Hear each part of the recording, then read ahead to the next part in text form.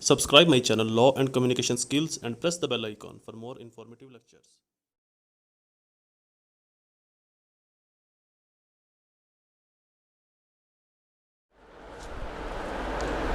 Assalamu alaikum friends and viewers, I hope all are fine. This is Mubashir Iqbal, Advocate High Court and Legal Lecturer. Series of legal lectures के अंदर हमारा आज का subject law of evidence, topic या question estoppel और its kind, estoppel and its kind. Estoppel क्या है, ये कहाँ पर एप्लीकेबल होता है, इसको बनाने का मकसद पर्पस क्या है, इसकी एप्लीकेबिलिटी क्यों, कहाँ और कैसे होगी और कब होगी, इन्हीं तमाम चीज़ों का आज हम डिस्कस करेंगे। लेक्चर स्टार्ट करने से पहले मैं बताता चलूँ कि मेरे नोट्स अवेलेबल हैं। आप मेरे सभी लेक्चर्स मेरे नोट्स के अकॉर्डिंगली ही मैं प्रोवाइड कर रहा हूँ, LLB के लिए, जुडिशरी के लिए, LLM के लिए। तो मेरे नोट्स आप ज़रूर परचेज़ कर लें, ये आपके लिए ज़्यादा फ़ायदेमंद है। Second most important thing is that कि मेरे अब सभी लेक्चर्स पेड होंगे, तो लिहाजा मेरे लेक्चर्स की, मेरे नोट्स की फ़ी देना ना भूलें। फ़ी मेरे लेक्चर्स की, मेरे नोट्स की कुछ यूँ है कि कम से कम आपने 10 रुपये डोनेशन करनी है मेरे एक लेक्चर के एवज़। सेकंड स्टेप ऑफ माई फ़ी, कम से कम 2 लोगों की आपने हेल्प करनी है, जितनी आपके लिए पॉसिबिलिटी हो, जितना आप पॉसिबली कर सकें। थर्ड स्टेप ऑफ माई फ़ी, मेरे पेरेंट्स के लिए दुआ, अल्लाह ताला उनको सेहत तंदुरुस्ती दे और उनका साया मेरे सर पर सलामत रखे। एक छोटी सी प्रे मेरे लिए भी। शुरू करते हैं हमारा आज का lecture, estoppel and its kind. Estoppel, law of evidence के अंदर इस्टॉपल को रिलाय आर्टिकल जो इसका है, जो इसका रेलिवेंट प्रोविजन है, वो 114, 114, 115, 115 और 116, 116 के अंदर इसको डिफ़ाइन किया गया और डिटेल से डिफ़ाइन किया गया कि इस्टॉपल क्या होगा, इसकी एप्लीकेबिलिटी कहाँ पर होगी, कहाँ कहाँ पर ये एप्लीकेबल होगा और कहाँ कहाँ पर ये एप्लीकेबल नहीं होगा। लॉ ऑफ एविडेंस की इससे पहले भी मेरे जो कन्फेशन एडमिशन के लेक्चर्स अपलोड हो चुके हैं, उनका भी थोड़ा सा मैं हवाला दूंगा इसके अंदर कि इस्टॉपल कन्फेशन के अंदर और एडमिशन के अंदर एप्लीकेबल होता है या नहीं होता, अगर होता है तो क्यों कर होता है, इसकी एप्लीकेबिलिटी क्या क्या होगी। रिलाय आर्टिकल, जैसे कि मैं आपको पहले बता चुका, लॉ ऑफ एविडेंस के अंदर 114, 115 एंड 116, 116, 115 और 114 ये डील करते हैं इस्टॉपल के साथ। इंडियन एविडेंस एक्ट 1872, चूँकि हमने रिप्लेस कर दिया था, हमने इसके अंदर चेंजिंग की थी अपने लॉ ऑफ एविडेंस के अंदर। इंडियन एविडेंस एक्ट अभी भी 1872 ही है, 1872 है। इंडियन एविडेंस एक्ट का जो सेक्शन है 114, 116 एंड 117 है, मतलब हमारा एक सेक्शन उनसे पहले आता है, उनका हमारे बाद एक सेक्शन स्टार्ट होता है। और इसका क्रॉस रेफरेंस है कोड ऑफ सिविल प्रोसीजर के अंदर है सेक्शन 11, जो कि रेस जुडिकाटा, उसके ऊपर भी हमारा एक लेक्चर अपलोड मेरा हो चुका है। बाकी जो फर्दर उसकी जो सीरीज़ है वो इंशाल्लाह बहुत जल्द स्टार्ट की जाएगी, CPC की भी। एंड सेकंड इसका क्रॉस रेफरेंस है पार्टनरशिप एक्ट सेक्शन 28।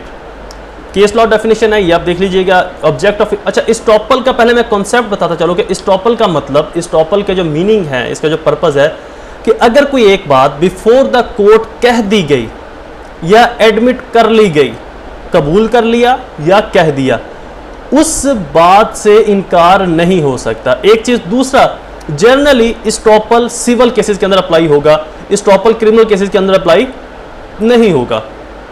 जैसे कि क्रिमिनल केसेस के अंदर जो प्रोसीडिंग है कन्फेशन की एटसेट्रा, या इनकल्पेटरी स्टेटमेंट, एक्सकल्पेटरी स्टेटमेंट, इन दोनों स्टेटमेंट्स के ऊपर मैं डिटेल से अपने जो पहले मेरे लॉ ऑफ एविडेंस के लेक्चर्स थे कंप्लेंस के अंदर, उनके अंदर मैं डिटेल से इसका जिक्र कर चुका हूँ कि इनकल्पेटरी स्टेटमेंट क्या होती है और एक्सकल्पेटरी स्टेटमेंट क्या होती है।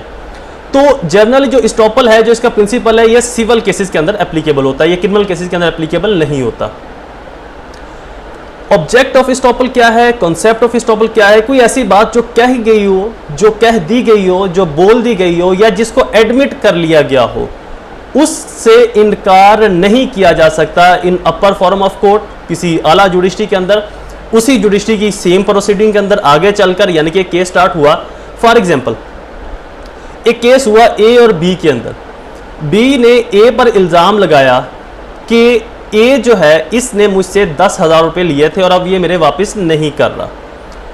अब A को भी जवाब देने का मौका मिलता है कोर्ट के सामने, कोर्ट A को बुलवाती है। A कहता है कि जी, पहली बात कि वाकई मेरा नाम A है, चूँकि B ने बोला था कि A, इसका नाम A है, इसने मुझसे 10,000 रुपये लिए, तो जो A ने अपना नाम एडमिट किया, ये है, यहाँ पर इस्टॉपल का प्रिंसिपल अप्लाई हो जाएगा। यहाँ पर इस्टॉपल अप्लाई होगा और A दोबारा अपना नाम नहीं बदल सकता, ना ही उसी जुडिशल फॉर्म के ऊपर और ना ही अपर जुडिशल फॉर्म के ऊपर।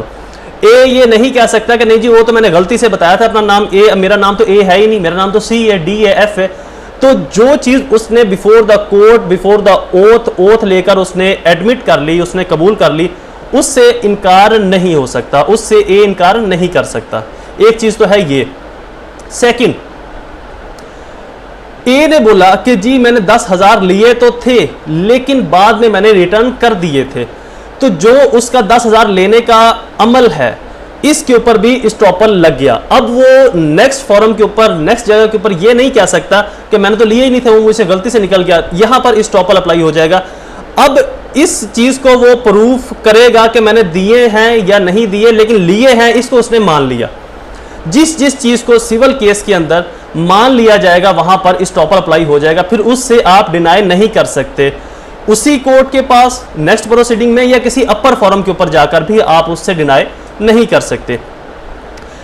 ये तो था इसका कॉन्सेप्ट, लेकिन ये सिविल के साथ साथ कुछ क्रिमिनल केसेस में भी अप्लाई होता है। अब कुछ रेलिवेंट जजमेंट आ चुकी है इसके ऊपर अपर कोर्ट की, ऑनरेबल सुप्रीम कोर्ट के, जहां पर ये क्रिमिनल केसेस में भी अप्लाई होता है। और व्हाइट कॉलर क्राइम के अंदर भी स्टॉपल का प्रिंसिपल अप्लाई होता है। स्टॉपल अप्लाई होता है कि अगर कोई चीज कह दी जाए, मान ली जाए, एडमिट कर ली जाए बिफोर द कोर्ट, इसकी एक शर्त जरूरी है कि बिफोर द कोर्ट, पुलिस के सामने दिया गया बयान, पुलिस के सामने मानी गई स्टेटमेंट, डॉक्टर या किसी भी और शख्स के सामने मानी गई कोई भी ऐसी स्टेटमेंट, उसको कोर्ट के अंदर एडमिट नहीं किया जाएगा। कोर्ट के अंदर वहां पर स्टॉपल का प्रिंसिपल अप्लाई नहीं होगा।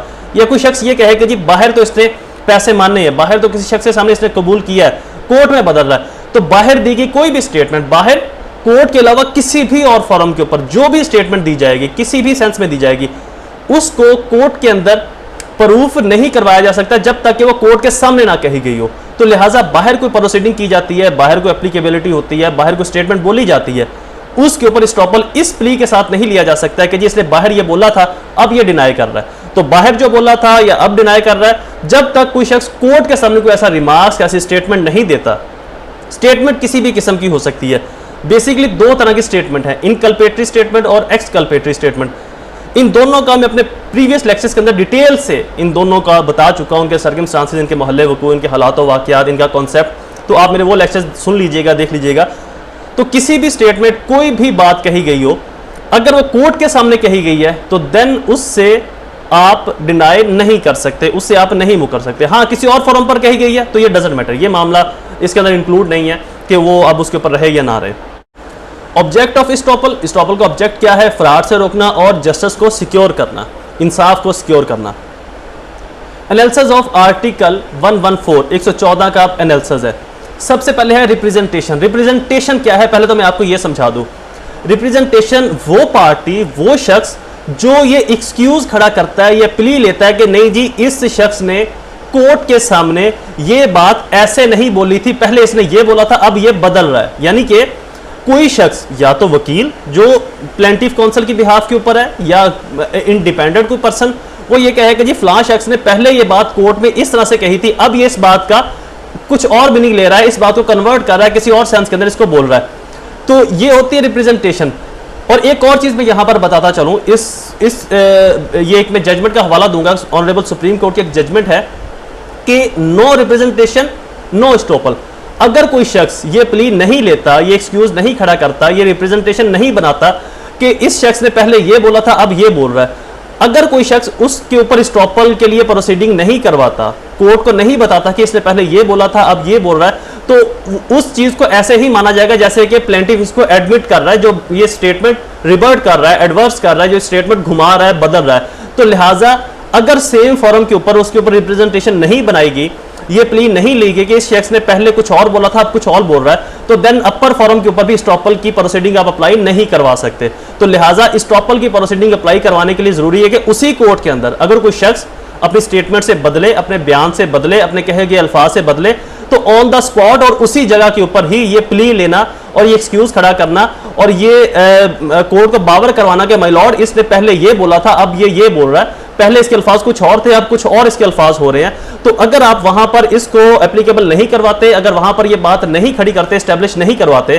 तो उसके बाद आपके पास जो स्टॉपल का जो राइट है ये डिस्ट्रॉय हो जाएगा, ये खत्म हो जाएगा। देन आप किसी भी अपर फॉरम के ऊपर जाकर ये प्ली नहीं ले सकते कि पहले इसने कुछ और बोला था लोअर कोर्ट में अब ये कुछ और बोल रहा है, तो वहां पर आपका स्टॉपल का राइट खत्म हो जाएगा। तो रिप्रेजेंटेशन को समझना बहुत जरूरी है कि रिप्रेजेंटेशन वो शख्स, वो पार्टी, वो कौंसल जो एडवर्स पार्टी के, मुखालिफ पार्टी के उस बयान की डिनाई करती है कि जी ये बयान इसने पहले कुछ और बोला था, अब कुछ और बोल रहा है, तो ये डिनाई करने वाला, ये इनकार करने वाला जो शख्स है वो रिप्रेजेंटेशन कहलाएगा, रिप्रेजेंटेटिव कहलाएगा, कौंसल हो या इन पर्सन हो।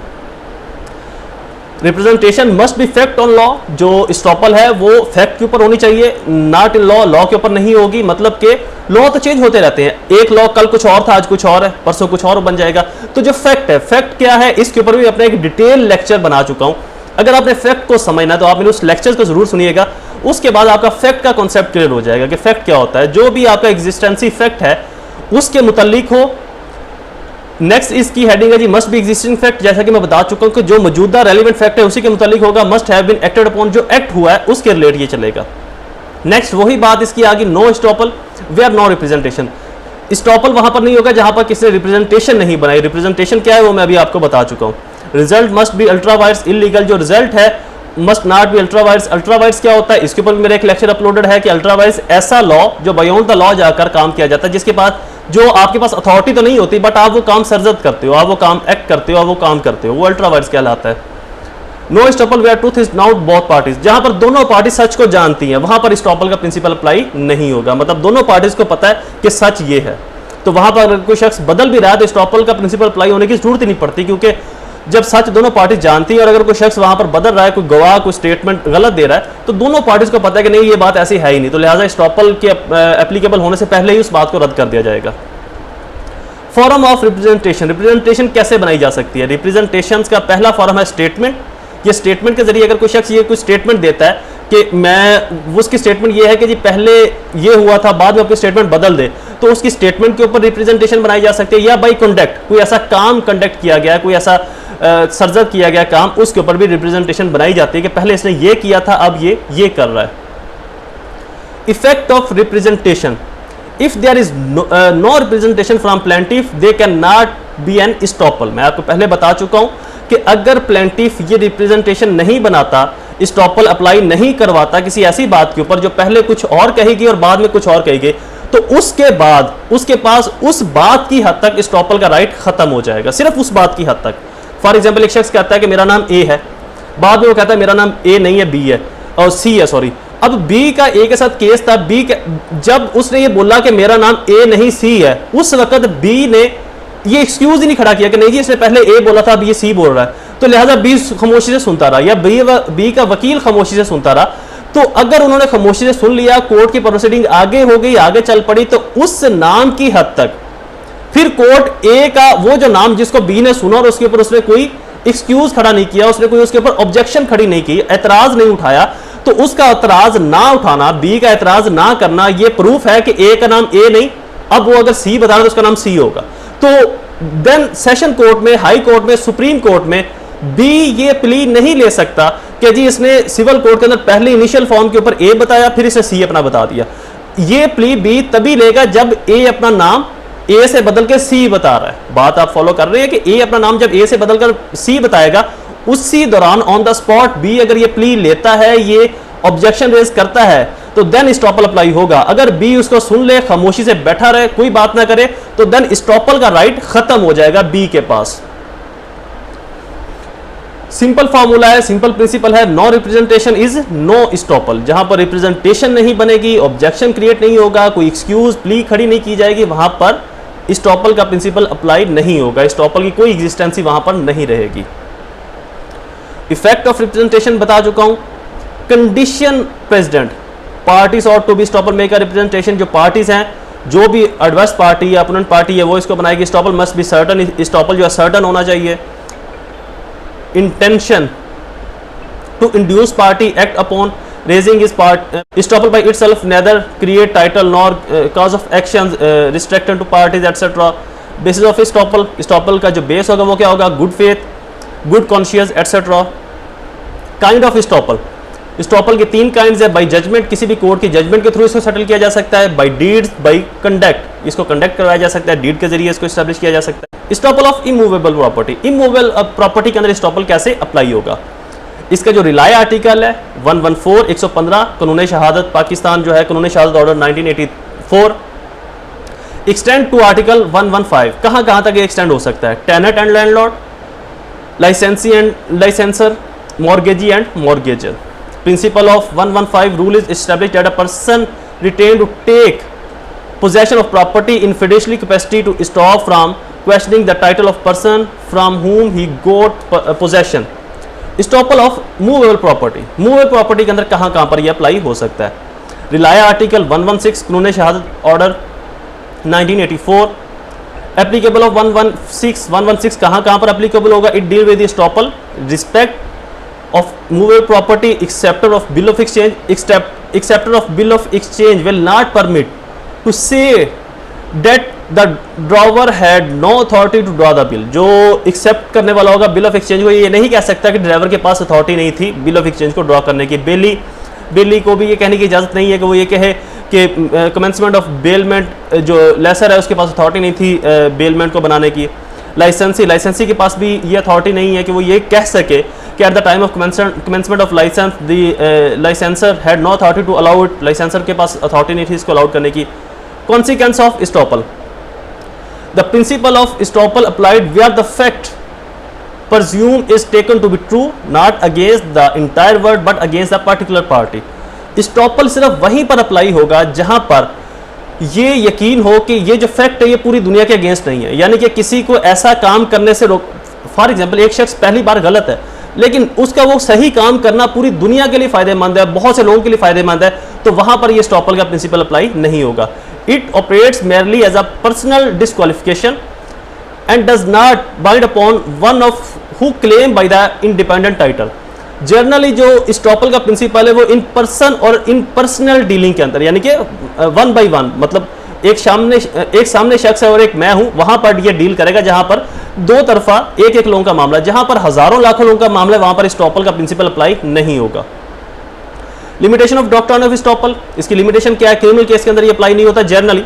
स्टेटमेंट ऑफ ओपिनियन की जो स्टेटमेंट है, चूंकि अगर फर्ज बीइंग एडवोकेट मैं एक लॉ के पॉइंट के ऊपर अपनी ओपिनियन देता हूं, हो सकता है with the passage of time supreme court उसके ऊपर एक नई जजमेंट पास कर दे, तो मेरी ओपिनियन जो कल दी गई थी उसकी आज वैलिडिटी नहीं रहे, उसकी आज अहमियत ही ना रहे.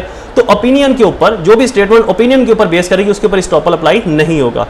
Representation on question of law. जो क्वेश्चन ऑफ लॉ है वहां पर एस्टॉपल अप्लाई नहीं होगा, यानी कि क्वेश्चन ऑफ लॉ जो है कल कुछ और था आज कुछ और है. लिमिटेशन के पॉइंट ऑफ व्यू से इसको डिटरमाइन करना कोर्ट का काम है, और एक कोर्ट अगर लिमिटेशन हाई कोर्ट एक किसी भी केस की लिमिटेशन 90 डेज कायम करती है तो ये एस्टॉपल अप्लाई नहीं होगा यहाँ पर कि जी अब इसकी 90 दिन रहेगी. हो सकता है सुप्रीम कोर्ट इसकी लिमिटेशन बढ़ा भी सकती है, तो क्वेश्चन ऑफ लॉ की इंटरप्रिटेशन करना कोर्ट का काम है, तो यहाँ पर एस्टॉपल अप्लाई नहीं होगा. नॉट एप्लीकेबल टू माइनर्स के ऊपर अप्लाई नहीं होगा. माइनर्स अगर कोई बात इस तरह की कहते हैं upon jurisdiction of the court, ये कोर्ट की जुरिस्डिक्शन है और कोर्ट की जुरिस्डिक्शन के ऊपर भी अप्लाई नहीं होगा. नेक्स्ट हेडिंग है जी preclude remarks. Question is complete. I hope आपको ये लेक्चर पसंद आया होगा. मेरे चैनल को सब्सक्राइब करना और साथ में बेल आइकॉन को प्रेस करना ना भूलें. मेरी तमाम वीडियोस को अपने तमाम सोशल नेटवर्क्स के ऊपर, अपने व्हाट्सएप, अपने यूनिवर्सिटी के ग्रुप्स के अंदर, अपने कॉलेज के ग्रुप्स के अंदर शेयर जरूर किया करें. मुझे अपनी दुआओं में जरूर याद रखिएगा. अल्लाह ताला आप सबका हामी नासिर हो. वस्सलाम.